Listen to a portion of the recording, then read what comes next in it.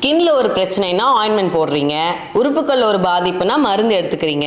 ஆனா இந்த எல்லாத்துக்கும் உயிர் தரக்கூடிய ரத்தத்தை மறந்துடுறீங்க. ரத்தம் சுத்தமா இருந்தாதான் தோல் ஆரோக்கியமும் இருக்கும், உடல் ஆரோக்கியமும் இருக்கும். அந்த ரத்தத்தை டீடாக்ஸ் பண்றதுக்கான சிம்பிள் ஹோம் ரெமெடி தான் இது. தேவையான பொருட்கள்: மணத்தக்காளி கீரை, சுக்கு, மிளகு. ஒரு பாத்திரத்துல 2 கப் தண்ணி எடுத்துக்கோங்க. அதுல ஒரு கைப்பிடி நல்லா கழுவின மணத்தக்காளி இலையை சேர்த்துட்டு, சுக்கு ஒரு சின்ன துண்டு, மிளகு ஒரு 5-6, ரெண்டையும் நல்லா இடிச்சு எடுத்துக்கிட்டு அதையும் இதுல சேர்த்துக்கலாம். இப்போ மூடி போட்டு கொதிக்க விட்டு 2 கப் தண்ணி 1/2 கப் ஆகுற வரைக்கும் நல்லா வேக வைங்க.